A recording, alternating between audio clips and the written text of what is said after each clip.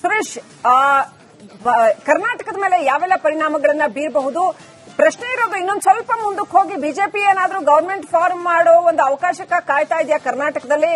ಕಾಂಗ್ರೆಸ್ಗೆ ಸಿದ್ದರಾಮಯ್ಯನವ್ರ ಕುರ್ಚಿ ಗಟ್ಟಿಯಾಗುತ್ತಾ ಅಥವಾ ಮುಖ್ಯಮಂತ್ರಿ ಕುರ್ಚಿ ಅಲ್ಲಾಡುತ್ತಾ? ಏನೆಲ್ಲ ಆಗಬಹುದು? ರಾಜಕೀಯ ಮೊಗಸಾಲೆಯಲ್ಲಿ ಏನೆಲ್ಲ ಮಾತುಗಳು ಕೇಳಿ ಬರ್ತಾ ಇದೆ?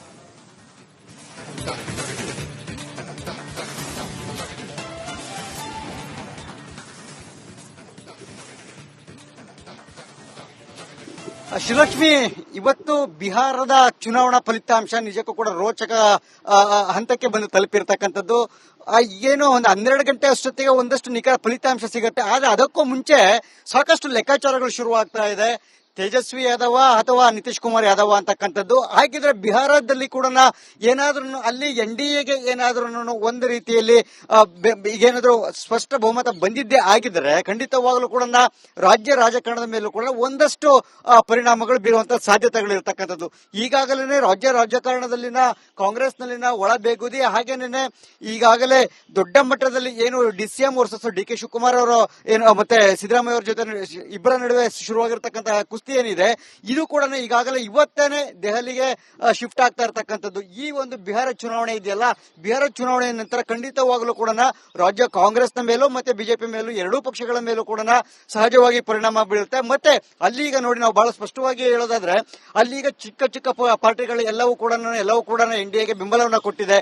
ಸೊ ಆದಂತ ಸಂದರ್ಭದಲ್ಲಿ ಅಲ್ಲಿ ಏನಾದ್ರೂ NDAಗೆ ಒಂದು ವೇಳೆ ಏನಾದ್ರೂ ಬಹುಮತ ಬಂದಿದ್ದೆ ಆದ್ರೆ ಸರ್ಕಾರ ರಚನೆಗೆ ಮುಂದಾಗಿದೆ. ಆದ್ರೆ ಇಲ್ಲಿಯೂ ಕೂಡ ಈಗ ಇಲ್ಲಿ ಇರತಕ್ಕಂಥ ಪ್ರಾದೇಶಿಕ ಪಕ್ಷ ಏನಿದೆ, ಈಗ JDS ಇರಬಹುದು, ಈ JDS ಕೂಡ ಮುಂದೆ ಕೂಡ ನಾವು NDA ಜೊತೆ ಮೈತ್ರಿಯಾಗಿ ಮುಂದುವರೆದುಕೊಂಡು ಹೋಗ್ಬೇಕಾಗತ್ತೆ, ಹೋಗುವಂತದ್ದು ಸೂಕ್ತ ಅಂತಕ್ಕಂತಹ ಒಂದು ನಿರ್ಧಾರಕ್ಕೆ ಬರುವಂತಹ ಸಾಧ್ಯತೆಗಳು ಇರತಕ್ಕಂಥದ್ದು. ಇಂತಹ ಒಂದು ಸಂದೇಶ ಕೂಡ ಅವರಿಗೆ ಆ ಮೂಲಕ ಒಂದು ಬರುವಂತದ್ದು.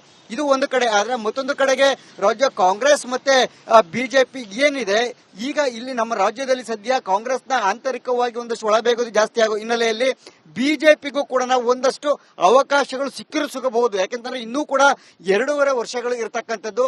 ಆದ್ರೆ ಅಂತಹ ಸಾಧ್ಯತೆಗಳು ಒಂದಷ್ಟು ರಾಜಕೀಯವಾಗಿ ಇದ್ರೂ ಕೂಡ ಇಲ್ಲಿಯೂ ಕೂಡ ಬಹಿರಂಗವಾಗಿ ಬಿಜೆಪಿಯವರು ನಾವು ಸರ್ಕಾರ ರಚನೆ ಮಾಡ್ತೇವೆ ಅಂತಕ್ಕಂತಹ ಒಂದಷ್ಟು ಮಾತುಗಳನ್ನು ಇಲ್ಲಿಯೂ ಕೂಡ ಸ್ಪಷ್ಟವಾಗಿ ಹೇಳ್ತಾ ಇಲ್ಲ.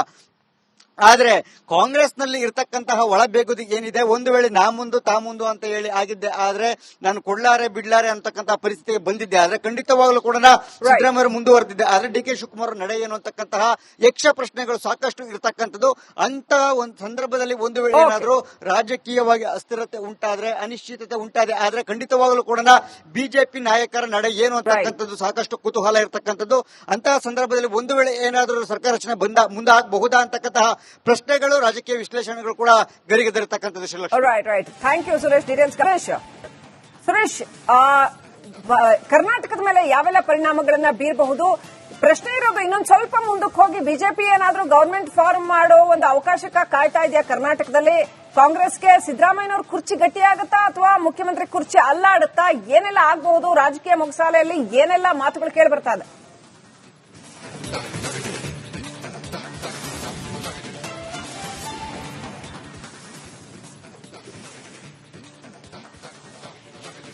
ಶ್ರೀಲಕ್ಷ್ಮಿ, ಇವತ್ತು ಬಿಹಾರದ ಚುನಾವಣಾ ಫಲಿತಾಂಶ ನಿಜಕ್ಕೂ ಕೂಡ ರೋಚಕ ಹಂತಕ್ಕೆ ಬಂದು ತಲುಪಿರ್ತಕ್ಕಂಥದ್ದು.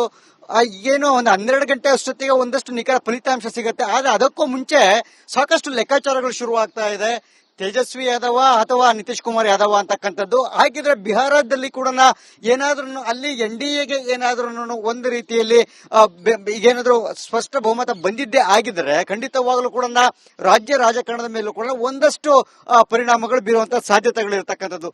ಈಗಾಗಲೇ ರಾಜ್ಯ ರಾಜಕಾರಣದಲ್ಲಿನ ಕಾಂಗ್ರೆಸ್ನಲ್ಲಿನ ಒಳಬೇಗುದಿ, ಹಾಗೇನೆ ಈಗಾಗಲೇ ದೊಡ್ಡ ಮಟ್ಟದಲ್ಲಿ ಏನು DCM ವರ್ಸಸ್ DK ಶಿವಕುಮಾರ್ ಅವರು ಏನು ಮತ್ತೆ ಸಿದ್ದರಾಮಯ್ಯ ಅವರ ಜೊತೆ ಇಬ್ಬರ ನಡುವೆ ಶುರುವಾಗಿರ್ತಕ್ಕಂತಹ ಏನಿದೆ ಇದು ಕೂಡ ಈಗಾಗಲೇ ಇವತ್ತೇನೆ ದೆಹಲಿಗೆ ಶಿಫ್ಟ್ ಆಗ್ತಾ ಇರತಕ್ಕಂಥದ್ದು. ಈ ಒಂದು ಬಿಹಾರ ಚುನಾವಣೆ ಇದೆಯಲ್ಲ, ಬಿಹಾರ ಚುನಾವಣೆ ನಂತರ ಖಂಡಿತವಾಗಲೂ ಕೂಡ ರಾಜ್ಯ ಕಾಂಗ್ರೆಸ್ನ ಮೇಲೂ ಮತ್ತೆ ಬಿಜೆಪಿ ಮೇಲೂ ಎರಡೂ ಪಕ್ಷಗಳ ಮೇಲೂ ಕೂಡ ಸಹಜವಾಗಿ ಪರಿಣಾಮ ಬೀಳುತ್ತೆ. ಮತ್ತೆ ಅಲ್ಲಿಗ ನೋಡಿ, ನಾವು ಬಹಳ ಸ್ಪಷ್ಟವಾಗಿ ಹೇಳೋದಾದ್ರೆ ಅಲ್ಲಿಗ ಚಿಕ್ಕ ಚಿಕ್ಕ ಪಾರ್ಟಿಗಳು ಎಲ್ಲವೂ ಕೂಡ NDAಗೆ ಬೆಂಬಲವನ್ನ ಕೊಟ್ಟಿದೆ. ಸೊ ಆದಂತ ಸಂದರ್ಭದಲ್ಲಿ ಅಲ್ಲಿ ಏನಾದ್ರೂ NDAಗೆ ಒಂದು ವೇಳೆ ಏನಾದ್ರೂ ಬಹುಮತ ಬಂದಿದ್ದೆ ಆದ್ರೆ ಸರ್ಕಾರ ರಚನೆಗೆ ಮುಂದಾಗಿದೆ. ಆದ್ರೆ ಇಲ್ಲಿಯೂ ಕೂಡ ಈಗ ಇಲ್ಲಿ ಇರತಕ್ಕಂಥ ಪ್ರಾದೇಶಿಕ ಪಕ್ಷ ಏನಿದೆ, ಏನಿದೆ ಈಗ ಜೆಡಿಎಸ್ ಇರಬಹುದು, Right. ಈ ಜೆಡಿಎಸ್ ಕೂಡ ಮುಂದೆ ಕೂಡ ನಾವು NDA ಜೊತೆನೆ ಮೈತ್ರಿಯಾಗಿ ಮುಂದುವರೆದುಕೊಂಡು ಹೋಗ್ಬೇಕಾಗತ್ತೆ, ಹೋಗುವಂತದ್ದು ಸೂಕ್ತ ಅಂತಕ್ಕಂತಹ ಒಂದು ನಿರ್ಧಾರಕ್ಕೆ ಬರುವಂತಹ ಸಾಧ್ಯತೆಗಳಿರ್ತಕ್ಕಂಥದ್ದು. ಇಂತಹ ಒಂದು ಸಂದೇಶ ಕೂಡ ಅವರಿಗೆ ಆ ಮೂಲಕ ಒಂದು ಬರುವಂತದ್ದು.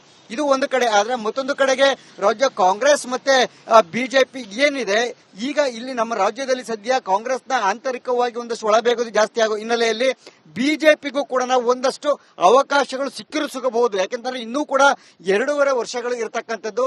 ಆದ್ರೆ ಅಂತಹ ಸಾಧ್ಯತೆಗಳ ಒಂದಷ್ಟು ರಾಜಕೀಯವಾಗಿ ಇದ್ರೂ ಕೂಡ ಇಲ್ಲಿಯೂ ಕೂಡ ಬಹಿರಂಗವಾಗಿ ಬಿಜೆಪಿಯವರು ನಾವು ಸರ್ಕಾರ ರಚನೆ ಮಾಡ್ತೇವೆ ಅಂತಕ್ಕಂತಹ ಒಂದಷ್ಟು ಮಾತುಗಳನ್ನು ಇಲ್ಲಿಯೂ ಕೂಡ ಸ್ಪಷ್ಟವಾಗಿ ಹೇಳ್ತಾ ಇಲ್ಲ. ಆದ್ರೆ ಕಾಂಗ್ರೆಸ್ನಲ್ಲಿ ಇರತಕ್ಕಂತಹ ಒಳಬೇಗುದಿ ಏನಿದೆ, ಒಂದು ವೇಳೆ ನಾ ಮುಂದು ತಾ ಮುಂದು ಅಂತ ಹೇಳಿ ಆಗಿದ್ದೆ ಆದ್ರೆ ನಾನು ಕೊಡ್ಲಾರೆ ಬಿಡ್ಲಾರೆ ಅಂತಕ್ಕಂತಹ ಪರಿಸ್ಥಿತಿಗೆ ಬಂದಿದ್ದೆ ಆದ್ರೆ ಖಂಡಿತವಾಗ್ಲೂ ಕೂಡ ಸಿದ್ದರಾಮಯ್ಯ ಮುಂದುವರೆದಿದ್ದೆ ಆದ್ರೆ DK ಶಿವಕುಮಾರ್ ನಡೆ ಏನು ಅಂತಕ್ಕಂತಹ ಯಕ್ಷ ಪ್ರಶ್ನೆಗಳು ಸಾಕಷ್ಟು ಇರತಕ್ಕಂಥದ್ದು.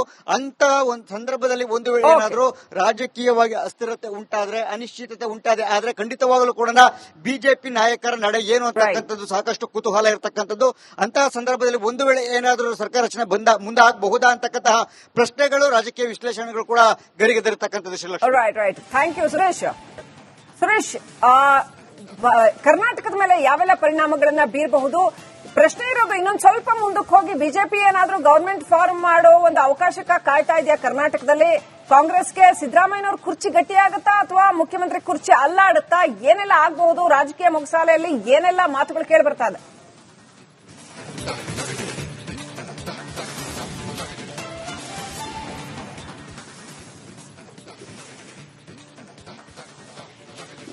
ಶ್ರೀಲಕ್ಷ್ಮಿ, ಇವತ್ತು ಬಿಹಾರದ ಚುನಾವಣಾ ಫಲಿತಾಂಶ ನಿಜಕ್ಕೂ ಕೂಡ ರೋಚಕ ಹಂತಕ್ಕೆ ಬಂದು ತಲುಪಿರ್ತಕ್ಕಂಥದ್ದು.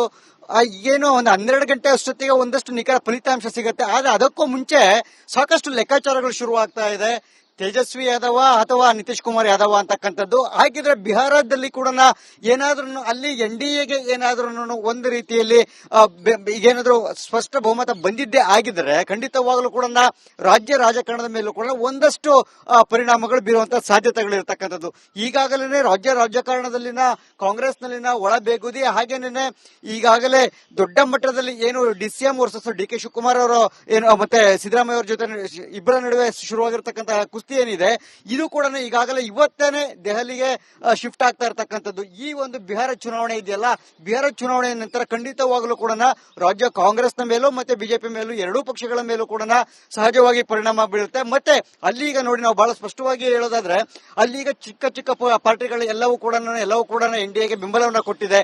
ಸೊ ಆದಂತ ಸಂದರ್ಭದಲ್ಲಿ ಅಲ್ಲಿ ಏನಾದ್ರು NDAಗೆ ಒಂದು ವೇಳೆ ಏನಾದ್ರು ಬಹುಮತ ಬಂದಿದ್ದೆ ಆದ್ರೆ ಸರ್ಕಾರ ರಚನೆಗೆ ಮುಂದಾಗಿದೆ. ಆದ್ರೆ ಇಲ್ಲಿಯೂ ಕೂಡ ಈಗ ಇಲ್ಲಿ ಇರತಕ್ಕಂಥ ಪ್ರಾದೇಶಿಕ ಪಕ್ಷ ಏನಿದೆ ಈಗ JDS ಇರಬಹುದು, ಈ JDS ಕೂಡ ಮುಂದೆ ಕೂಡ ನಾವು NDA ಜೊತೆನೆ ಮೈತ್ರಿಯಾಗಿ ಮುಂದುವರೆದುಕೊಂಡು ಹೋಗ್ಬೇಕಾಗತ್ತೆ, ಹೋಗುವಂತದ್ದು ಸೂಕ್ತ ಅಂತಕ್ಕಂತಹ ಒಂದು ನಿರ್ಧಾರಕ್ಕೆ ಬರುವಂತಹ ಸಾಧ್ಯತೆಗಳಿರ್ತಕ್ಕಂಥದ್ದು. ಇಂತಹ ಒಂದು ಸಂದೇಶ ಕೂಡ ಅವರಿಗೆ ಆ ಮೂಲಕ ಒಂದು ಬರುವಂತದ್ದು. ಇದು ಒಂದು ಕಡೆ ಆದ್ರೆ, ಮತ್ತೊಂದು ಕಡೆಗೆ ರಾಜ್ಯ ಕಾಂಗ್ರೆಸ್ ಮತ್ತೆ ಬಿಜೆಪಿ ಏನಿದೆ ಈಗ ಇಲ್ಲಿ ನಮ್ಮ ರಾಜ್ಯದಲ್ಲಿ ಸದ್ಯ ಕಾಂಗ್ರೆಸ್ನ ಆಂತರಿಕವಾಗಿ ಒಂದಷ್ಟು ಒಳಬೇಗುದು ಜಾಸ್ತಿ ಆಗೋ ಹಿನ್ನೆಲೆಯಲ್ಲಿ ಬಿಜೆಪಿಗೂ ಕೂಡ ಒಂದಷ್ಟು ಅವಕಾಶಗಳು ಸಿಗಬಹುದು. ಯಾಕೆಂತಂದ್ರೆ ಇನ್ನೂ ಕೂಡ 2.5 ವರ್ಷಗಳು ಇರತಕ್ಕಂಥದ್ದು. ಆದ್ರೆ ಅಂತಹ ಸಾಧ್ಯತೆಗಳ ಒಂದಷ್ಟು ರಾಜಕೀಯವಾಗಿ ಇದ್ರೂ ಕೂಡ ಇಲ್ಲಿಯೂ ಕೂಡ ಬಹಿರಂಗವಾಗಿ ಬಿಜೆಪಿಯವರು ನಾವು ಸರ್ಕಾರ ರಚನೆ ಮಾಡ್ತೇವೆ ಅಂತಕ್ಕಂತಹ ಒಂದಷ್ಟು ಮಾತುಗಳನ್ನು ಇಲ್ಲಿಯೂ ಕೂಡ ಸ್ಪಷ್ಟವಾಗಿ ಹೇಳ್ತಾ ಇಲ್ಲ. ಆದ್ರೆ ಕಾಂಗ್ರೆಸ್ನಲ್ಲಿ ಇರತಕ್ಕಂತಹ ಒಳಬೇಗುದಿ ಏನಿದೆ, ಒಂದು ವೇಳೆ ನಾ ಮುಂದು ತಾ ಮುಂದು ಅಂತ ಹೇಳಿ ಆಗಿದ್ದೆ ಆದ್ರೆ ನಾನು ಕೊಡ್ಲಾರೆ ಬಿಡ್ಲಾರೆ ಅಂತಕ್ಕಂತಹ ಪರಿಸ್ಥಿತಿಗೆ ಬಂದಿದ್ದೆ ಆದ್ರೆ ಖಂಡಿತವಾಗ್ಲೂ ಕೂಡ ಸಿದ್ದರಾಮಯ್ಯ ಮುಂದುವರೆದಿದ್ದೆ ಆದ್ರೆ DK ಶಿವಕುಮಾರ್ ನಡೆ ಏನು ಅಂತಕ್ಕಂತಹ ಯಕ್ಷ ಪ್ರಶ್ನೆಗಳು ಸಾಕಷ್ಟು ಇರತಕ್ಕಂಥದ್ದು. ಅಂತ ಒಂದು ಸಂದರ್ಭದಲ್ಲಿ ಒಂದು ವೇಳೆ ಏನಾದ್ರೂ ರಾಜಕೀಯವಾಗಿ ಅಸ್ಥಿರತೆ ಉಂಟಾದ್ರೆ, ಅನಿಶ್ಚಿತತೆ ಉಂಟಾದೆ ಆದ್ರೆ ಖಂಡಿತವಾಗ್ಲೂ ಕೂಡ ಬಿಜೆಪಿ ನಾಯಕರ ನಡೆ ಏನು ಅಂತಕ್ಕಂಥದ್ದು ಸಾಕಷ್ಟು ಕುತೂಹಲ ಇರತಕ್ಕಂಥದ್ದು. ಅಂತಹ ಸಂದರ್ಭದಲ್ಲಿ ಒಂದು ವೇಳೆ ಏನಾದ್ರೂ ಸರ್ಕಾರ ರಚನೆ ಮುಂದೆ ಆಗಬಹುದಾ ಅಂತಕ್ಕಂತಹ ಪ್ರಶ್ನೆಗಳು, ರಾಜಕೀಯ ವಿಶ್ಲೇಷಣೆಗಳು ಕೂಡ ಗರಿಗೆದರಿರ್ತಕ್ಕಂಥದ್ದು. Right, thank you Suresh. Details